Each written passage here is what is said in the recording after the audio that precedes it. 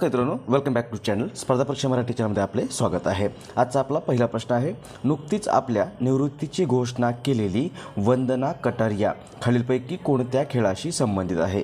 याचं बरोबर उत्तर आहे पर्याय क्रमांक 1 हॉकी।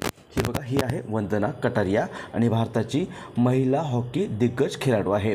2 एप्रिल 2025 या दिवशी तिने आंतरराष्ट्रीय हॉकीमधून आपल्या निवृत्तीची घोषणा केलेली आहे, त्यामुळे सुद्धा ही चर्चेमध्ये होती। सोबतच ही बेटी बचाओ बेटी पढाओ या योजनेची राजदूत देखील राहिलेली आहे आणि 2022 या वंदना कटारियाला पद्मश्री या पुरस्काराने सन्मानित करण्यात आलं होतं। उत्तर असेल पर्याय क्रमांक 1, वंदना कटारिया ही भारताची हॉकीपटू आहे किंवा हॉकी या खेळाशी संबंधित खेळाडू आहे।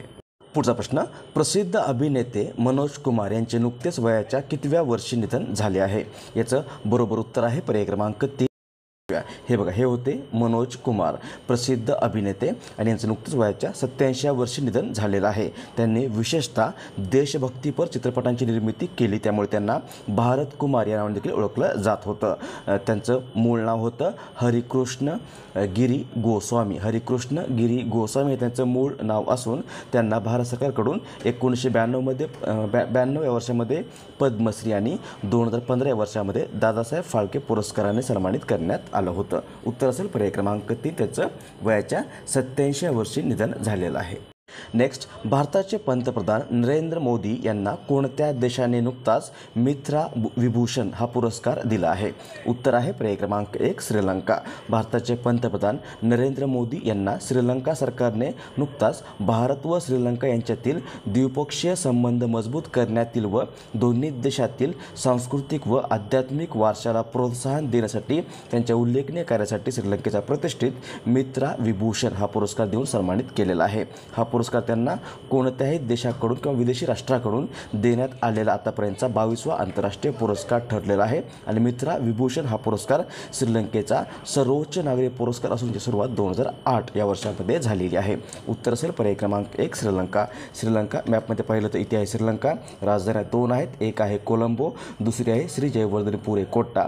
राष्ट्रपती आहेत अनुराग कुमार दिशानायके, सध्या पंतप्रधान आहेत हरिनी अमर सूर्या किंवा अमर सूर्या आणि चलन किंवा करन्सी आहे श्रीलंकन रुपया। नेक्स्ट, खालीलपैकी कोणता दिवस विकास आणि शांतीसाठी आंतरराष्ट्रीय क्रीडा दिन म्हणून साजरा करण्यात येतो?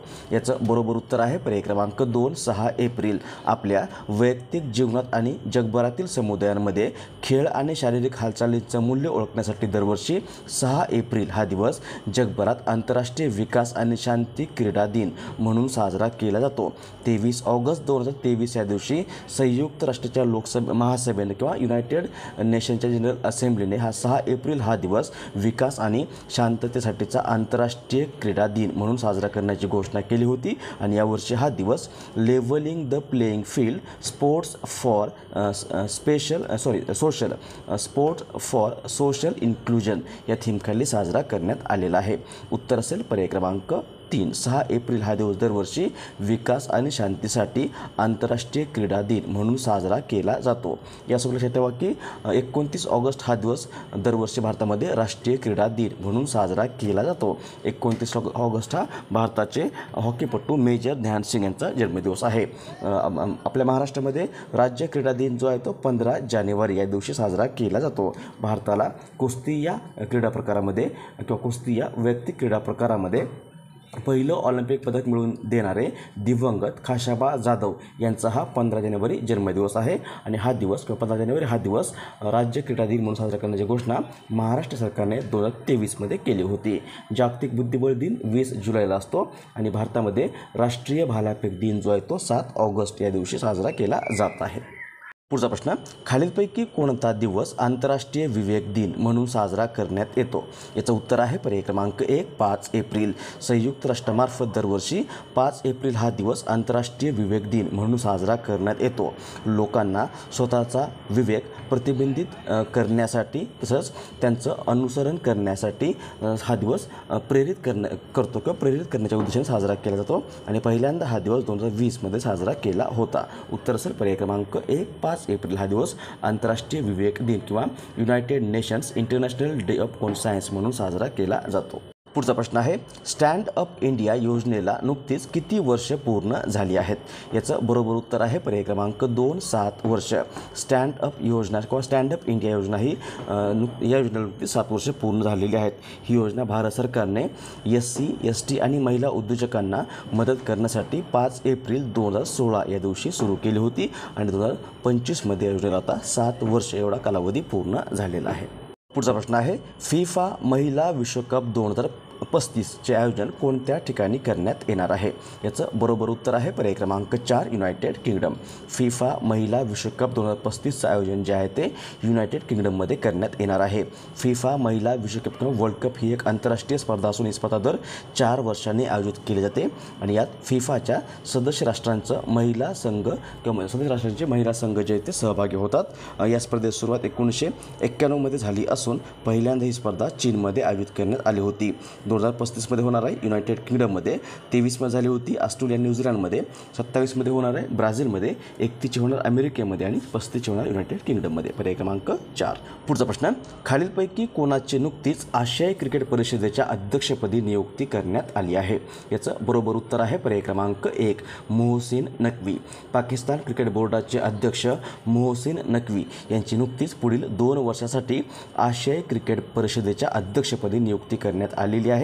त्यांनी 3 एप्रिल 2025 या दिवशी श्रीलंकेचे शम्मी सिल्वा यांची जागा घेतलेली आहे आणि आशियाई क्रिकेट परिषद ही आशियातील क्रिकेट खेळाचा प्रचार आणि विकास करण्यासाठी 1983मध्ये स्थापन झालेली एक आंतरराष्ट्रीय संघटना आहे. उत्तर असेल पर्याय क्रमांक 1. पुढचा प्रश्न आहे, खालीलपैकी कोणता दिवस महाराष्ट्रात सेवा हक्क दिन म्हणून साजरा करण्यात येणार आहे?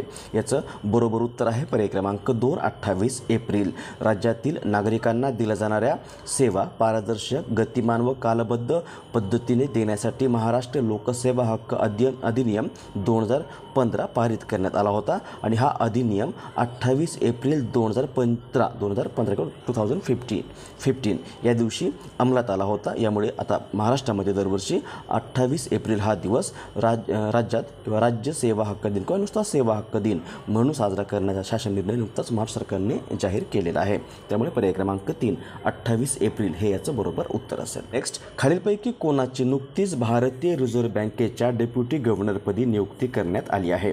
याचं बरोबर उत्तर आहे पर्याय क्रमांक 2, पूनम गुप्ता. पूनम गुप्ता यांची नुकतीच भारतीय रिझर्व्ह बँकेच्या डेप्युटी गव्हर्नर म्हणून नियुक्ती करण्यात आलेली आहे. त्यांची नियुक्ती जानेवारी 2025मध्ये राजीनामा दिलेल्या मायकल पात्रा यांच्या जागेवर झालेली आहे. RBI म्हणजे रिझर्व्ह बँक ऑफ इंडिया हिची स्थापना झालेली आहे 1 एप्रिल 1935 या दिवशी. मुख्यालय हे मुंबई या ठिकाणी.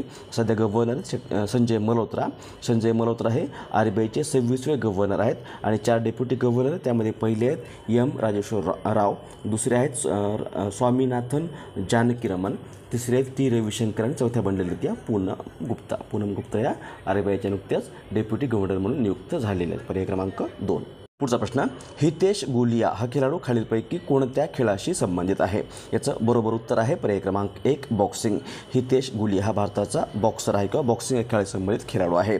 जागतिक बॉक्सिंग चॅम्पियनशिप 2025 किंवा वर्ल्ड बॉक्सिंग कप 2025 आयोजन नुकतंच 31 मार्च ते 5 एप्रिल 2025 या कालावधीमध्ये ब्राझीलमध्ये करण्यात आलेला आहे आणि यामध्ये भारताने 1 सुवर्णपदक, 1 रौप्य पदक व 4 कांस्य पदकांसह एकूण 6 पदक जिंकलेले आहेत. त्यामध्ये हा हितेश गुलिया याने सुवर्णपदक जिंकलेला आहे. त्यामुळे पर्याय क्रमांक 1, बॉक्सिंग हे याचं बरोबर उत्तर असेल आणि हितेश गुलिया बॉक्सिंग चॅम्पियनशिपमध्ये सुवर्णपदक जिंकणारा पहिलाच भारतीय बॉक्सर देखील बनलेला आहे. पुढचा प्रश्न आहे, खालीलपैकी कोणता कालावधी भारतात पोषण पंधरवडा म्हणून साजरा करण्यात येत आहे? याचं बरोबर उत्तर आहे पर्याय क्रमांक 3, 8 एप्रिल ते 22 एप्रिल. 8 एप्रिल ते 22 एप्रिल हा कालावधी भारतामध्ये पोषण पंधरवडा म्हणून साजरा करण्यात येणार आहे किंवा येत आहे. याचा शुभारंभ भारताच्या केंद्रीय महिला व बालविकास राज्यमंत्री सावित्री ठाकूर यांनी केलेली आहे. पर्याय क्रमांक 3 हे याचं बरोबर उत्तर असेल. नेक्स्ट, खालीलपैकी कोणता दिवस जागतिक आरोग्य दिन म्हणून साजरा करण्यात येतो? उत्तर आहे पर्याय क्रमांक 3, 7 एप्रिल. 7 एप्रिल हा दिवस जागतिक आरोग्य संघटनेकडून जगभरात जागतिक आरोग्य दिन म्हणून साजरा करण्यात येतो. 7 एप्रिलचं काय तर 7 एप्रिल या दिवशी वर्ल्ड हेल्थ ऑर्गनायझेशन किंवा जागतिक आरोग्य संघटनेची स्थापना जी आहे ती 1948 या वर्षामध्ये झाली होती आणि यावर्षी हा दिवस हेल्दी बिगिनिंग होपफुल फ्युचर्स या थीमखाली साजरा करण्यात आलेला आहे. नेक्स्ट, आशियाई विकास बँकेने भारताचा चालू आर्थिक वर्षात विकास दर किती राहण्याचा अंदाज नुकताच व्यक्त केला आहे. याचं बरोबर उत्तर आहे पर्याय क्रमांक 3 6.7%. आशियाई विकास बँकेने नुकताच Asian development bank outlook April 2025 नावाचा रिपोर्ट प्रसिद्ध केलेला आहे आणि यामध्ये आशियाई विकास बँकेने भारताचा चालू आर्थिक वर्ष म्हणजे 2025-26 मध्ये विकास दर जो आहे तो 6.7% राहण्याचा अंदाज व्यक्त केलेला आहे. आशियाई विकास बँक म्हणजेच ADB एशियन डेव्हलपमेंट बँक हिची स्थापना झालेली आहे 19 डिसेंबर 1966 या दिवशी. मुख्यालय आहे मनिला फिलिपिन्स या ठिकाणी आणि सध्या अध्यक्ष आहेत मात्सुगु असाकावा. नेक्स्ट, खालीलपैकी कोणता दिवस राष्ट्रीय सुरक्षित मातृत्व दिन म्हणून साजरा करण्यात येतो. उत्तर आहे पर्याय क्रमांक 3 11 एप्रिल. 11 एप्रिल हा दिवस दरवर्षी भारतामध्ये राष्ट्रीय सुरक्षित मातृत्व दिन किंवा सेफ मदरहूड डे म्हणून साजरा केला जातो. नेक्स्ट, खालीलपैकी कोणता दिवस जागतिक होमिओपॅथी दिन म्हणून साजरा करण्यात येतो. याचं उत्तर आहे पर्याय क्रमांक 2 10 एप्रिल. 10 एप्रिल हा दिवस दरवर्षी जगभरात जागतिक होमिओपॅथी दिन म्हणून साजरा केला जातो. हा दिवस होमिओपॅथिक औषधांच्या तत्वांबद्दल जनजागृती वाढवण्यासाठी साजरा केला जातो आणि हा दिवस होमिओपॅथीचे संस्थापक असलेले डॉक्टर सॅम्युएल हॅनिमन यांचा जन्मदिवस देखील आहे. उत्तर असेल पर्याय क्रमांक 2 10 एप्रिल हा दिवस दरवर्षी जागतिक होमिओपॅथी दिन म्हणून साजरा केला जातो.